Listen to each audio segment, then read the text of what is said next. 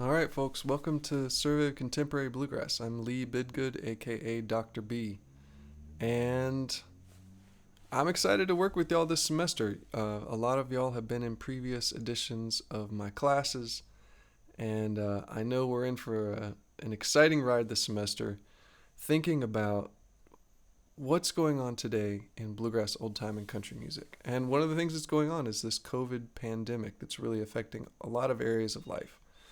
So that's going to be a focus through the semester for us, and especially a focus for our final project. But before we get there, I wanted to just introduce myself. So I am an old guy, getting older every day, as are we all. But when I was younger, I started learning violin on a little one like this. This is my son's little 1/16 size violin. It actually is that small. And I started learning a Suzuki violin, and I lived in Florida at the time.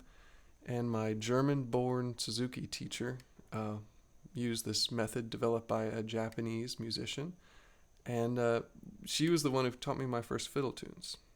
So from there, I went on and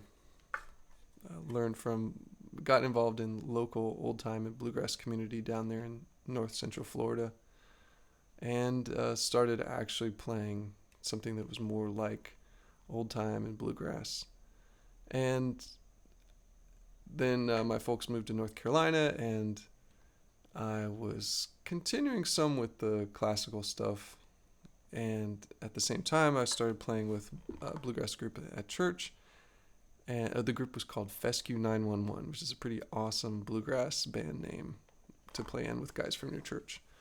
And then I went to University of North Carolina at Chapel Hill, and I was going to symphony rehearsal one night with my viola. I'm not going to drag my viola out to show it to y'all, but I had my viola in hand, and there were these folks with a banjo and a guitar and a bass and so on standing outside the music building playing something that I recognize as bluegrass. I said, "Hey, you guys are like my age, and you're playing this music. This is amazing."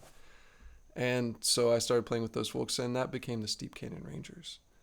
And that was, and I ended up playing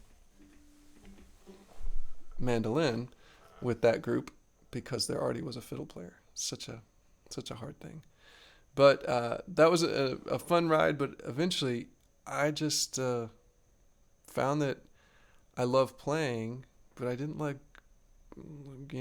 staying up till 3 a.m, getting back from gigs and being all smoky. This was in the old days when everything was smoky. Anyhow, I was more interested in what was going on at school, and I was really inspired to learn more about the connections between culture and music. So I applied for a Fulbright grant to go to the Czech Republic because I had heard they had bluegrass there. So this crazy thing happened. I eventually ended up living over there for a year in 2002. And while I was there, I was interested in going to graduate school in music and just becoming more able and just learning more about how music connects with culture. So, let's say 15 years later, I write a book on Czech bluegrass. Is that backwards? I wonder if I can reverse that for y'all. Anyhow, here, now it's right way for you. So I eventually write the book on Czech bluegrass, and I continue to ask these questions about how music and connects to culture, and now think about ideas of place and other things as well. So that's in a nutshell how I've gotten here.